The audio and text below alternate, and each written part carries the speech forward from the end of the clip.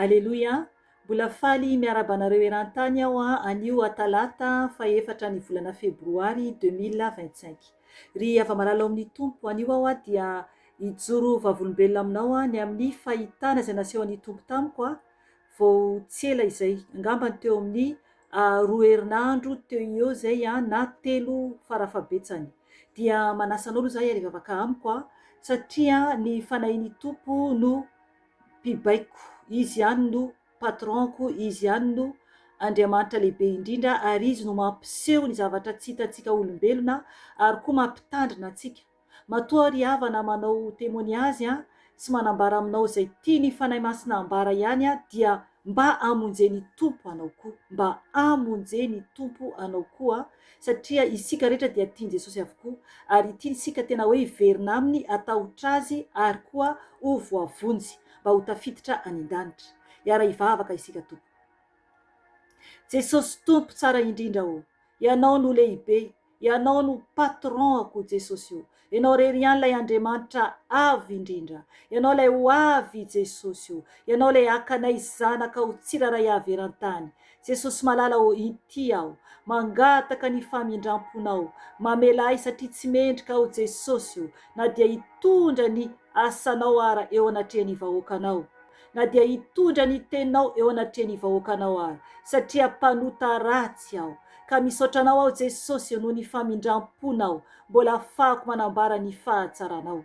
Mangataka aminao aho Jesosy ka ny ranao andrakotra ahy sy ny ankohonako ary ny olonao tsiraray avy eran-tany. Ary mangataka aminao koa aho Tompo ka ny fanahy masinao no hiasa amiko sy hiasa amin'ny olonao tsiraray avy. Raiso ny kontrola ny tenako fanahy masina satria piasanao aho. Piasanao fanahy masina ka raiso ny kontrola. Ianao no hiteny amin'ny alalako ka zay tokony ho sitrako ihany no ho voambara satria ianao no patronko fanahy masina ka miasa mahery amiko ianao. Mangataka aminao koa Jesosy ianao Tompo hiaro anay tsiraray avy. Ianao nefa nandidy hoe roay ny devoly ka miny anaranao Jesosy no andidiko sy androako ny asa maty satana rehetra, zanatsipika izay mitady alefany, ny programany rehetra izay mitaditady tetika amandrika anay dia dorako amin'ny ranao zany Jesosy, dorako amin'ny ranao zany Jesosy satria ny ranao dia afy mandevina, mandany ny fahavalo rehetra ka tsy ambinina izany fa mivenana andavaky ny elo izany. Ka ianao Tompo mandahafo manodidina anay ka misandrata Jesosy malala fa izaho kosa dia hiena ambany dia ambany fa ianao ny sandratra Jesosy mba ho hitany olona rehetra ny fahalebiazanao. Ka misaotra Jesosy malala aleluia, aleluia, amen. Ry ava-malala amin'ny Tompo, ny tenin'Andriamanitra zany dia manambara hoe alohan'ny zako hijoro vavolombelona zany ao bokin'ny Matio. Bokin'ny Matio 10:9. Hoy ny tenin'ny Tompo vakiko amin'ny anarany. Sitrano ny marary, atsangano ny maty, diovy ny boka, roay ny demonia. Efa nahazo mamaim-pona ianareo koa manomeza mamaim-pona. Amen. Ry havana zay teny Jesosy. Jesosy no niteny anio teny io. Izy mihitsy no niteny anio teny io.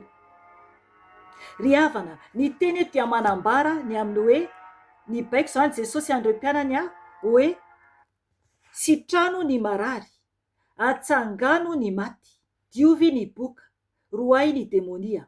Tanareo, eo aloha zany tsika. Ny Tompo zany nanome baiko atanterana izany. Ry havana, tsy ny olona rehetra koa no afaka hoe mandroaka demonia. Fa tsy maintsy ianao mahatsapa tsara ny amin'ny fahavalo mifanandrina aminao. Satria tsika tsy miady amin'ny nofo aman-drà, fa miady amin'ny fanapana eny amin'ny rahona eny no fahavalo iadivantsika. Ao bokin'ny Efesiana 4:9 afaka vakinao. Ry havana, isika dia tokony hifoha, tokony anaiky roay na devoly. Satria misy ny devoly tompoko, misy ny devoly ary tena mampijaly ny olombelona izy. Mazava tsara ny ten'Andriamanitra eto hoe roay ny demonia, ny Tompo mihitsy no mibaiko. Izy mihitsy zany no mibaiko hoe mila roaina zany ny demonia. Dia ny teny moa izy aveo hoe efa nahazo mamaim-pona ianareo koa manomeza mamaim-pona. Amen. Eto zany raha naniraka ny mpianany izy dia naniraka ny mpianany izara mamaim-pona zany. Zany hoe anao ny asan'Andriamanitra mamaim-pona. Ny amin'ny fivelomana izay iveloman'ny mpianatry ny Tompo dia ny olona no mahatsapa hoe manome an Jesosy fa tsy ho an'ny mpanompon'Andriamanitra. Izay omenao dia omenao ho an Jesosy izany, dia avy eo tsy njaraina ho an'ny asan'Andriamanitra, ho an'ny asan'Andriamanitra, fa tsy hoe koa ilay mpitondra fivavahana no mahazo be dia be. Mila mitandrina mafy dia mafy isika tompoko. Ho an'ny tompo ny fanomezanao. Rehefa afaka zany ny olona anankiray, rehefa karakarain'ny tompo ny olona anankiray, ka raha manana ny omena izy dia tokony hanome an Jesosy, tokony anaovana ny asan Jesosy, asan Jesosy ho ao, fa tsy ho an'ny mpanompon'Andriamanitra ka hoe ho velomina be ilay mpanompon'Andriamanitra. Mila mitandrina mafy dia mafy isika tompoko. Tokony ho an Jesosy ny zavatra rehetra. Jaona 5:9-10, satria izy no manafaka. Hoentsika eto ny tenin'Andriamanitra. Jaona 5:9-10. Hoy ny tenin'ny tompo hovakiako amin'ny anarany. Koa raha ny zanaka no ahafaka anareo, dia ho afaka tokoa ianareo. Amen. Hitanareo zany, Jesosy zany no manafaka. Hoy ny tenin'Andriamanitra hoe koa raha ny zanaka no ahafaka anareo, dia ho afaka tokoa ianareo. Izy mihitsy no manafaka. Ny mpanompon'Andriamanitra dia iasan'Andriamanitra, iasan Jesosy. Fa kosa Jesosy no manafaka, ka tokony ho an'ny tompo izay zavatra omenao, fa tsy hoe kory hoe iny ilay mpitondra fivavahana, le pasteur na hoe mpaminany, na hoe koa mpiandry na ohatr'izany, dia manan-karena be, fa ilay mpivavaka dia mahantra be, fa tsy maintsy manome foana an'ilay mpanompon'Andriamanitra. Mitandrema tompoko, fanadinan'Andriamanitra anao izany. Ry havana, tsy haiko fa ny fanahy masina no mitarika eto, ka izay no tiany azavaina foiny amin'ny teny izay nomeny, fa hijoro vavolombelona ao izao. Ry havana, tamin'ny tapabolana hoy aho na tamin'ny 3 herinandro lasa teo eo dia nisy zany délivrance natao tany Madagasikara. Dia noho avy eo zany raha niteny zany tamiko ilay mpanompon'Andriamanitra mikarakara ny any ny amin'ny olona anankiray zany izay ho afahan'ny tompo, dia alohan'ny anambarako an'ilay zavatra niseho aloha dia ny tompo zany mampiseho ahy indraindray ny amin'ny fanahy ratsy ao anatin'ilay olona, na dia lavitra be ary ilay olona zany dia ilay mpanompon'Andriamanitra zany izay anita matavy zany nanambara tamiko ny amin'ny zavatra miseho zany tany zany amin'ny asan'Andriamanitra. Dia noho ny avy eo zany noho ny efa henoko zany amin'ilay fanafana ilay olona anankiray zany, na dia efa hoe nisy nafana tamy zany talohany izay niresaka zany amin'ny vocal io zany na hoe soratra. Dia noho ny avy eo zany noho ny efa nahare ilay vaovao zany dia efa niteny taminy hoe mbola misy fanahy ao anatin'ilay olona. Dia noho ny avy eo zany efa isakafo zany no nahare ilay vocal na ilay soratra zany no vakiako ary koa zany namaly an'ilay mpanompon'Andriamanitra zany. Dia noho ny efa nahare zany amin'ny vaovao avy tany dia hivavaka zany ho an'ny sakafo, satria isakafo tsinona. Ka no taritin'ny fanahy masina tonga dia hivavaka ho an'ilay olona any Toamasina izany. Ry havana, nampahiratin'ny fanahy masina ny masom-panahiko teo ampivavahana izany. Naseho any ahy ny devoly tao anatin'ilay olona any Toamasina. Ny zavatra hitako tao anatin'ny fahitana zany ilay devolina zazavavin-drano zany izy io. Ry havana, avo be zany izy io ary mainty be zany ny paozin'ilay izy, ny lokon'ilay izy satria matroka tsy naseho an'ny fanahy masina tamiko zany dia ny zavatra tena nanaitra ahy dia ny lohany, ny volo zany tsy volo fa bibilava kely betsaka zany tamin'ny lohany. Dia henoko zany ny fanahy masina miteny hoe méduse. Ry havana, zay zany anaran'ilay fanahy ratsy tao anatin'ilay olona. Tena goavana be izy io ary tena ratsy zany ny paozy ahitana anazy amin'ilay paozina bibilava maro eo amin'ny lohany. Ry havana, io fanahy io dia fanahy manambady izy io. Fanahy manambady an'ilay olona izy io. Tokony mitandrina ianao tompo na iza ianao ato. Raha ohatra ka misy fanahy manambady manafika anao dia aoka ho tsapanao tsara.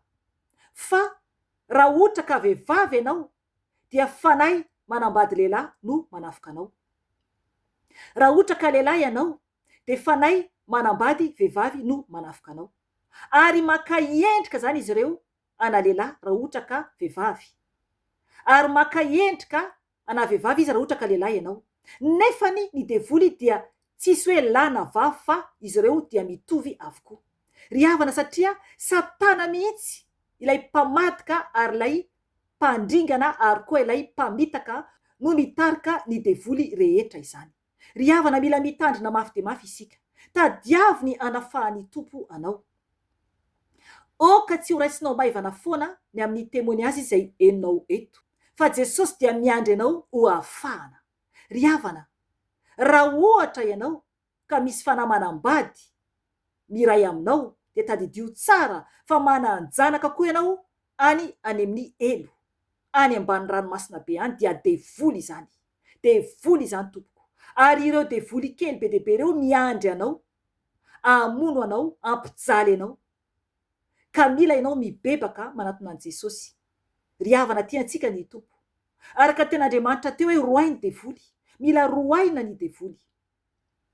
Mila isika manaiky ho afahan'ny Tompo. Isaorana ny Tompo lehibe ny amin'ny fahitana izay asehony satria mba ifoazanao koa raha tena mino ianao. Raha tena mino ianao fa ny Tompo dia be fitiavana ary mbola mamindra fo ny Tompo hatramin'izao mba iverina aminy isika tsiraray avy.